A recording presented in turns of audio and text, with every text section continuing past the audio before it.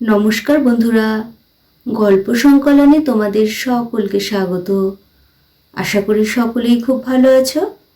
আমার আজকের গল্প সত্য উকিলের চাদর, লিখেছেন মৈত্রেয়ী দত্ত দাস। গল্পটি তার কেউ কোথাও নেই নামক বইটি থেকে নেওয়া হয়েছে। শুরু করছি গল্প সত্য উকিলের চাদর। সকলের পই পই বারণ সত্ত্বেও শ্রীনিবাস দুর্যোগ আসছে জেনেও বাড়ির বাইরে বার হলো। কি করবে ও? বাড়িতে চিনি বাড়ন্ত।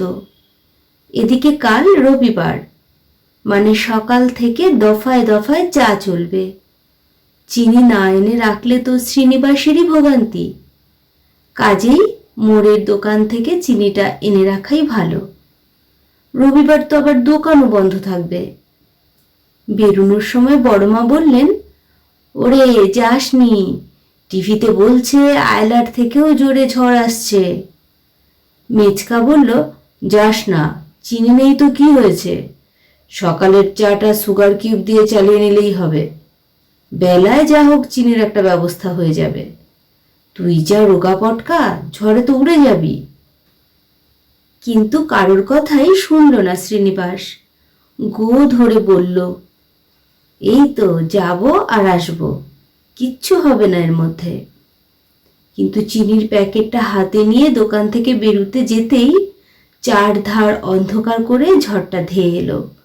বাপরে, কি ঝড়! সত্যিই বোধহয় আয়লার থেকেও জোর। নিমেষের মধ্যে চারধারে লণ্ডভণ্ড অবস্থা। ঝড়ের প্রচণ্ড দাপাদাপির শব্দের সঙ্গে পাল্লা দিয়ে কত কিছু ভেঙে পড়ার শব্দ শোনা যেতে লাগলো। দূরে মরমর করে বোধহয় কোনো বড় গাছই ভেঙে পড়ল। ধুলোর জন্য ভালো করে চোখ খুলে রাখাও যাচ্ছে না। তারই মধ্যে শ্রীনিবাস দেখল ঝড়ে কত কি উড়ে যাচ্ছে এদিক সেদিক। ভয়ে দিকবিদিক জ্ঞান শূন্য হয়ে ও প্রায় চোখ বন্ধ করে দৌড় লাগালো বাড়ির দিকে। মেজদার কথাই না ফলে যায়। ঝড়ে তো প্রায় উড়ে যাবার মতো অবস্থা ওর। তবে শেষ পর্যন্ত হাওয়ার দাপটে শ্রীনিবাস উড়ে গেল না বটে, তবে কোথা থেকে কার একটা গায়ের চাদর উড়ে এসে ওর মুখে চোখে ঝাপটা মেরে জড়িয়ে গেল ওর গায়ে। প্রথমটায় ও বুঝতেও পারেনি কি ওটা। দৌড়তে দৌড়তে গা থেকে সরাবার চেষ্টা করলো, কিন্তু পারল না। বিপরীত হাওয়ায় ওটা গায়ের সঙ্গে সেটে রইল। আর তখনই শ্রীনিবাস দেখল ওটা একটা গায়ে দেবার চাদর। যার চলে, কার না কার গায়ের চাদর। কিন্তু বেশি ভাবাভাবির সময় পেল না, কারণ ঝমঝমিয়ে বৃষ্টি নামল। অজ্ঞতা শ্রীনিবাস উড়ে আসা চাদরটার কোনাটা তুলে মাথায় দিয়ে বৃষ্টির ঝাপটা থেকে মাথা বাঁচালো। বাড়িতেও ঢোকা মাত্র সবাই হৈ হৈ করে উঠল। মেচকা বলল, আমি তো দেরি দেখে ভাবলাম তুই বুঝি উড়েই গেলি। বড়মা উদ্বেগ ভরা গলায় বলল, বেশি ভিজিসনি তো? শ্রীনিবাস চিনির প্যাকেটটা রেখে হাঁপাতে হাঁপাতে বলল, না না, তেমন ভিজিনি, গা মাথা তো এটা দিয়ে ঢাকা ছিল। বলে চাদরটা দেখাতে গিয়ে ও হকচকিয়ে গেল। চাদরটা তো ভিজে সপ সপ করার কথা, কিন্তু এ কি, চাদরটা তো দিব্যি খটখটে শুকনো। ব্যাপার কি হলো? ওকে হতভম্বের মতো দাঁড়িয়ে থাকতে দেখে বড়মা ধমকে বললেন, হা করে দাঁড়িয়ে রইলি যে? গা মাথা না হয় ভেজেনি, কিন্তু পায়জামা তো ভিজে একসা, দেখছিস না টপ টপ করে জল পড়ছে? যা ঘর থেকে ছেড়ে আয় তাড়াতাড়ি। ধমক খেয়ে শ্রীনিবাস সম্বিত ফিরে পেয়ে তাড়াতাড়ি নিজের ঘরে গিয়ে আলো জেলে হাতের চাদরখানা ভালো করে দেখল। না, একটুও ভেজেনি। এত যে ঝমঝমিয়ে বৃষ্টি পড়ল, তাতেও চাদরটা ভিজল না এতটুকু। শুধু চাদরই নয়, নিজের গা মাথা ভেজেনি, চিনিও ভেজেনি। আশ্চর্য ব্যাপার। চাদরখানা আবার ভালো করে দেখল শ্রীনিবাস। পুরনো হলেও দিব্যি রংখানা। গাঢ় বাদামি, আর ছেঁড়া ফাটাও নয়। কিন্তু অত যে ঝমঝমিয়ে বৃষ্টি পড়ল, তাতেও চাদরটা ভিজল না এতটুকু। রাত্রে বিছানায় শুয়েও শ্রীনিবাস অনেক ভাবল, কিন্তু ভেবে ভেবেও কুল কিনারা পেল না, বরং মাথাটা বেশি করে গুলিয়ে যেতে লাগলো। এ কথা তো ঠিক যে বৃষ্টি থেকে বাঁচার জন্যে গায়ে মাথায় চাদরটা জড়িয়ে নিয়েছিল ও, তাহলে তো চাদরটা ভেজারই কথা, অথচ ভিজল না। ভাবতে ভাবতে শ্রীনিবাস একসময় ঘুমিয়ে পড়ল। আর ঘুমিয়ে ঘুমিয়ে ও স্বপ্নে দেখল সত্য উকিলকে। ও দেখল সত্য উকিল ওই চাদরটা গায়ে জড়িয়ে ওর সামনে দাঁড়িয়ে বলছেন, চাদরটা তোকে দিলাম, কাজে লাগবে, তবে দেখিস কাউকে বলিস না যেন চাদরটার কথা। চটকা দিয়ে ঘুমটা ভেঙে গেল শ্রীনিবাসের। ঘুম ভেঙে ও অনেকক্ষণ থম মেরে বসে রইল বিছানায়। তারপর একটু ধাতস্থ হয়ে ভাবতে বসল। হঠাৎ ও সত্য উকিলকে স্বপ্নে দেখতে গেল কেন? 6 মাস আগে মারা গেছেন উনি। পাড়ার ভালো মন্দের দায়িত্ব নিজের কাঁধে নিয়েছিলেন। অমন মানুষ দুটো ছিল না পাড়ায়। শুধু যে ভীষণ সত্যবাদী ছিলেন তাই নয়, যেমন দুধে তেমনি বিচক্ষণ উকিল ছিলেন। বুদ্ধি বিবেচনা দিয়ে আগাম বিপদ আপদও আঁচ করতে পারতেন। এহেন মানুষটা বলা নেই কওয়া নেই দুম করে দুদিনের জ্বরে মারা গেলেন। সত্যিই কি ওটা সত্য উকিলের চাদর? কিন্তু একদিন পরে হঠাৎ ওনার চাদরখানা কোত্থেকে ঝড়ে উড়ে এলো? ওনার চাদর হোক বা না হোক, ওটার কিন্তু কোনো ব্যাপার আছে। অত যে ঝমঝমিয়ে বৃষ্টি পড়ল, তাতেও এতটুকু ভিজল না চাদরটা। শ্রীনিবাস তক্তা থেকে নেমে আলনা থেকে চাদরটা নিয়ে অনেকক্ষণ দেখল। তারপর ভয়ে ভয়ে ওটাকে ভাঁজ করে তক্তার তলা থেকে ট্রাঙ্ক বের করে তার ভেতরে গুছিয়ে রেখে দিল। পুজোর পরে শীতটা বেশ জাঁকিয়ে পড়লেও চাদরখানা ব্যবহার করার ইচ্ছে শ্রীনিবাসের মোটেই ছিল না। কিন্তু অনেকটা বাধ্য হয়েই গায়ে দিতে হলো চাদরটাকে। সেদিন সকালবেলায় চড়বড়ে রোদ দেখে ও নিজের সোয়েটার আর গরম চাদরখানা কেচে শুকোতে দিল। ওগুলো আজ শুকনো হয়েছে কি হয়নি। মেঘ কালো করে বৃষ্টি এলো। অজ্ঞতা শ্রীনিবাসকে ট্রাঙ্ক খুলে চাদরখানা বার করে গায়ে দিতেই হলো। বৃষ্টি থামলে বড়মা বললেন, নিবাস, পাড়ার দোকান থেকে 2টো জর্দা পান এনে দে তো। পান কিনতে গিয়ে দেখে কুণ্ডুবাবুও পান কিনছেন। রাশভারী মানুষ উনি, পাড়ার সকলে ওনাকে সমীহ করে চলে। শ্রীনিবাসও ওনাকে যথেষ্ট ভয় পায়। কিন্তু আজকে কি যে হলো ওর! কুণ্ডুবাবুকে দেখেই জিভ সুরসুর করে উঠল। ও সোজাসুজি ওনার দিকে তাকিয়ে একটুও না থেমে বলল, আপনার কি কোনো আক্কেল বিবেচনা নেই? আপনার নাতি কি জোরেই না সাইকেল চালায়, দাদু হয়ে বারণ করতে পারেন না? আমার তো মনে হয় ওকে সাবধান করাটা আপনার উচিত, না হলে অ্যাক্সিডেন্ট ঘটিয়ে হাসপাতালে যেতে হবে ওকে। কুণ্ডুবাবুর মুখটা রাগে থমথমে হয়ে উঠল। রাগী গলায় উনি বললেন, আমার বাড়ির ব্যাপারে তোমার না ভাবলেও চলবে হে। রাতেই পাড়ার লোকে শুনল কুণ্ডুবাবুর নাতির ভয়াবহ অ্যাক্সিডেন্টের কথা। সাইকেল নিয়ে সোজা লাইট পোস্টে ধাক্কা খেয়ে ছিটকে পড়ে গুরুতর অবস্থা।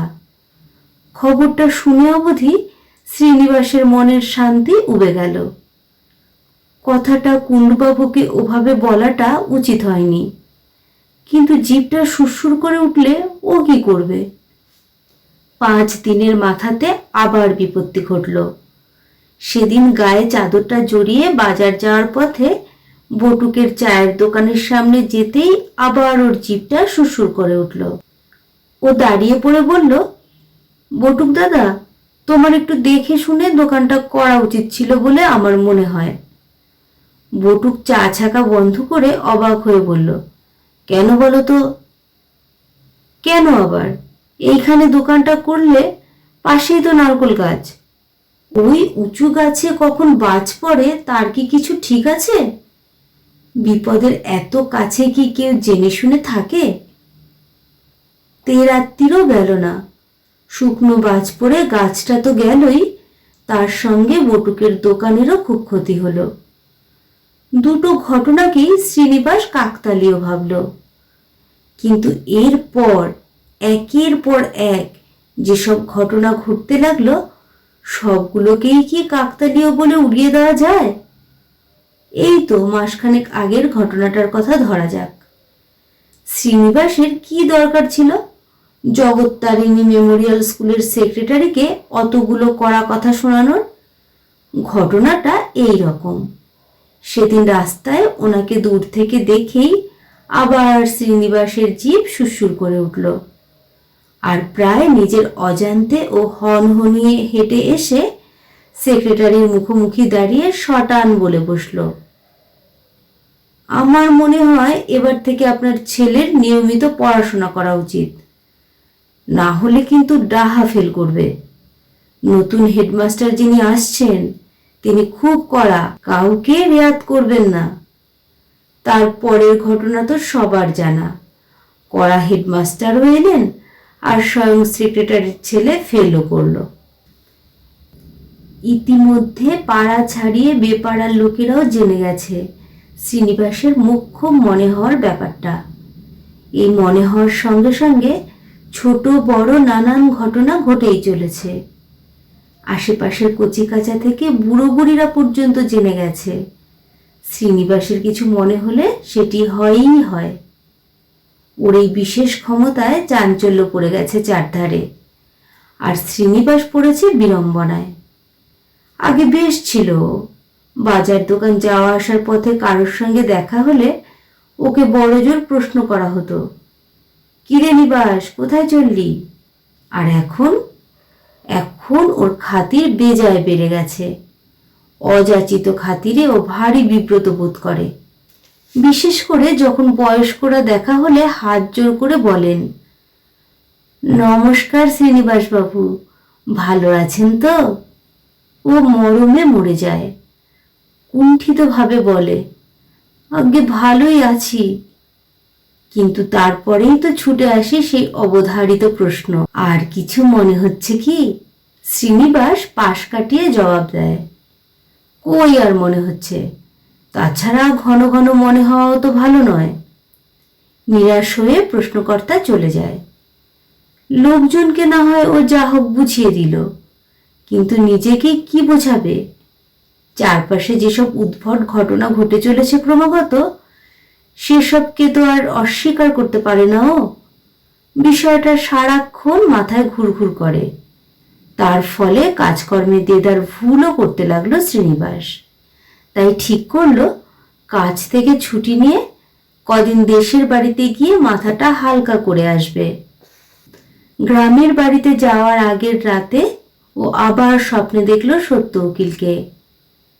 বিরক্ত মুখে উনি শ্রীনিবাসকে বলছেন, যেসব কাজ তুই নিজে করছিস না সেসব নিয়ে অত ভাবাভাবির কি আছে? তবে নেহাতি যদি ভাবতে চাস, চাদরটা নিয়ে ভাব, ধরতাই দিলাম। বলেই সত্য উকিল ভ্যানিশ। ঘুম ভেঙে তড়াক করে উঠে বসল শ্রীনিবাস। সত্যিই তো, তালে গোলে চাদরখানার কথা বেমালুম ভুলে গেছে ও। কি করে ভুলে গেল? অত যে ঝমঝমিয়ে বৃষ্টি পড়ল, তাতেও চাদরখানা একটু ভিজল না কেন? বোধহয় চাদরখানা সত্যি করেই সত্য উকিলের, না হলে চাদর নিয়ে ওনার এত মাথা ব্যথা কেন? শ্রীনিবাস ভয়ে ভয়ে আলনার দিকে তাকালো, যেখানে চাদরখানা ভাঁজ করে ঝোলানো আছে। জানালা দিয়ে রাস্তার ল্যাম্পপোস্টের আলো তেরছা ভাবে এসে পড়েছে চাদরের ওপর। ছায়া ছায়া হয়ে ঝুলছে চাদরটা। সত্য উকিল কি যেন বললেন? হ্যাঁ, মনে পড়েছে, ধরতাই দিয়ে বললেন চাদরটার কথা ভাবতে। ভাবতে ভাবতে একদিন ধরে ওর বুদ্ধির মুখে যে ছিপিটা এঁটে বসেছিল সেটা ফস করে খুলে গেল, আর ভস ভস করে বুদ্ধিটা বেরিয়ে এলো। শ্রীনিবাস পরিষ্কার বুঝতে পারল সত্যিই ও নিজে কিছু করছে না, যা কিছু করছে ওই চাদরখানা। ঝমঝমিয়ে বৃষ্টিতেও যে চাদর ভেজে না এতটুকু, সেটা তো যে সে চাদর হতে পারে না। এই সামান্য কথাটা বুঝতে ওর এতদিন সময় লাগলো। এটা তো ঠিক যে চাদরখানা গায়ে দিলেই জিভ সুরসুর করে ওঠে ওর, আর যেসব কথা ও 7 জন্মে ভাবেনি সেসব কথা ওর মুখ দিয়ে গড় গড় করে বেরোতে থাকে। এতক্ষণে বোঝা গেল সবই চাদরের কীর্তিকলাপ, অথবা সত্য উকিলেরও বলা যায়। ভারী নিশ্চিন্ত হলো শ্রীনিবাস। যাক বাবা, ওর তাহলে কোনো দায় দায়িত্ব নেই। অমন নমস্য মানুষ যখন কাজকর্ম নিয়ে ভাবতে বারণ করছেন, তখন আর চিন্তার কিছু নেই। তবে কিনা সাবধানের মার নেই, তাই ও ঠিক করলো চাদরটা আর গায়ে দেবে না। তাছাড়া গরমকালও তো এসে যাচ্ছে। চাদর গায়ে না দেওয়ায় শ্রীনিবাসকে আর অযথা প্রশ্নের মুখে দাঁড়াতে হলো না বহুদিন। ব্যাপারটায় খুশি হলো না অনেকেই, যেমন খোঁচা চাটুর্যে। সবাইকে উনি খুঁচিয়ে খুঁচিয়ে প্রশ্ন করেন বলে পাড়ার লোকেরা ওনাকে আড়ালে এই নামেই ডাকে। সেদিন শ্রীনিবাস ছাতা সারাবার জন্য সবে বাড়ি থেকে বেরিয়েছে, আর পড়বি তো পর চাটুর্য মশাইয়ের সামনেই পড়ল। প্রশ্ন করার মানুষকে সামনে দেখে উনি তো আহ্লাদে ডগমগ হয়ে শ্রীনিবাসের পথ আটকে দাঁড়িয়ে জিজ্ঞেস করলেন, অনেক দিন তোমার কিছু মনে হচ্ছে না? এটা তো ঘোরতর সন্দেহের বিষয়।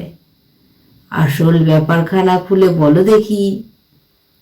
খোঁচা চাটুর্যের প্রশ্নকে কে না ভয় পায়, শ্রীনিবাসও পেল। ভয়ে ভয়ে বলল, গরমকালে কি করে মনে হবে? শুনে চাটুর্যের কপাল কুঁচকে উঠল। উনি গলাটা খাদে নামিয়ে ভুরু নাচিয়ে বললেন, মনে হওয়ার সঙ্গে গরমকালের কি সম্পর্ক তা তো বুঝলাম না। নাকি কোনো সম্পর্ক আছে? শ্রীনিবাসের মুখ ফসকে চাদরটার কথা প্রায় বেরিয়েই পড়ছিল। সত্যি কথাটা অনেক কষ্টে চেপে চুপে পেটের মধ্যে পুরে ও হাঁপ ছেড়ে বলল, গরমে হাঁসফাঁস করতে করতে কি কিছু মনে হয়? খোঁচা চাটুর্যে কথা বের করতে না পেরে গজগজ করতে করতে চলে গেলেন। তবে ওই গরমকালেই শ্রীনিবাস চাদর গায়ে দিয়ে আবার পাড়ায় হুলস্থুলু ফেলে দিল। রাতে অম্বলের জ্বর হওয়ায় হাতের কাছে চাদরটা পেয়ে ওটাই জড়িয়ে নিয়েছিল গায়ে। বড়মা খোঁজ নিতে এলে জ্বরে কাঁপতে কাঁপতেও বলল, এক্ষুনি খাওয়া দাওয়া করে সবাই শুয়ে পড়ুন, এরপর তো আবার সারা রাত জেগে কাটাতে হবে।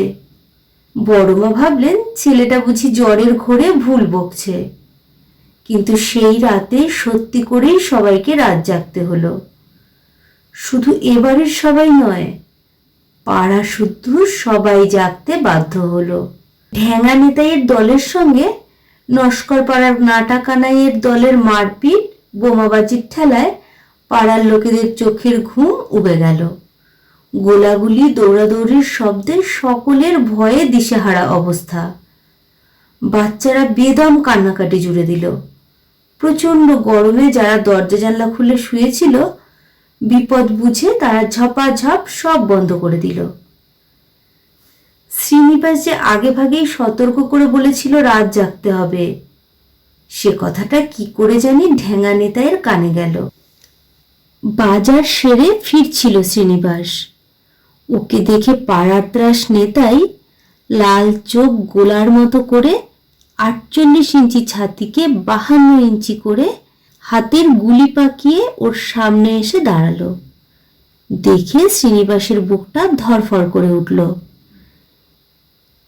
নেতাই ডান হাত দিয়ে নিজের বাঁ হাতের গুলি চাপড়ে কড়া গলায় বলল, শুনলাম তুই নাকি জানতিস নস্কর পাড়ার নাটা কানাইয়ের দল বল রাতে আমাদের ওপর হামলা চালাবে, তা সে কথা আমাদের জানাসনি কেন? শ্রীনিবাস অনেক কষ্টে সাহস সঞ্চয় করে বলল, অত শত আমি মোটেও জানতাম না। তাছাড়া জ্বরের ঘরে কি বলেছি না বলেছি আমি জানি নাকি? শুনে নেতাই একটু থমকে গেল। তারপর ভেবে বলল, তা অবশ্যই ঠিক কথা। আমিও শুনেছি তোর নাকি জ্বর হয়েছিল, কিন্তু আগেও তো শুনেছি তুই নাকি আগে ভাগে সব বুঝে সবাইকে সতর্ক করিস। তুই কি হাত টাত গুনতে পারিস নাকি? শ্রীনিবাস জানে ওই যারা হাত গোনার কথা বলে তারা ঠকবাজ, তাই রেগে মেগে বলল, মোটেই আমি হাত গুনি না। কথাগুলো যদি মুখ দিয়ে হুটহাট বেরিয়ে এসেই ফলতে শুরু করে তো আমি কি করব? বলিস কি রে, হুটহাট কথা বেরিয়ে এসেই ফলতে শুরু করে? তুই তো মহাপুরুষ রে, এবার থেকে দেখছি তোকে ভয় পেতে হবে। বলেই কি যে হলো, হঠাৎ ঠ্যাঙা নেতাই পেছন ফিরে চো চো দৌড় লাগালো। শ্রীনিবাস ভ্যাবাচ্যাকা খেয়ে গেল। সত্যি সত্যি নেতাই ওকে ভয় পেল নাকি? কিন্তু ওর হাবে ভাবে তো তা মনে হচ্ছিল না। গনগনে চোখে ধমকের সুরেই তো কথাগুলো বলছিল। তাছাড়া সহজে ভয় পাবারও ছেলে নয় নেতাই। পাশ দিয়ে হুশ করে একটা পুলিশের গাড়ি বেরিয়ে যেতে শ্রীনিবাস বুঝল ব্যাপারখানা। ও তাই বলো, পুলিশের গাড়ি দেখেই নেতাই দৌড় দিয়েছে তাহলে। কিন্তু মাস দেড়েকের মাথায় সত্যি করে ভয় পেতে হলো নেতাইকে। পুজোর চাঁদা আদায়ের নামে পাড়ার লোকেদের ওপর নেতাইয়ের অত্যাচারের মাত্রা ভীষণ বেড়ে গেল এবারে। আগে সত্য উকিলের ভয়ে চাঁদার নামে জোর জুলুম করার সাহস পেত না নেতাই। একে রাশভারী, তাই উকিল মানুষ, কখন কোন মামলায় জড়িয়ে দেন ভেবে নেতাই ওনার সামনে বিশেষ ট্যাফও করতো না। এখন উনি মারা যেতে নেতাই সাপের 5 পা দেখেছে। চাঁদা আদায়ের নামে মারধর, ভয় দেখানো, এমনকি মেরে ফেলার হুমকি পর্যন্ত দিতে শুরু করেছে।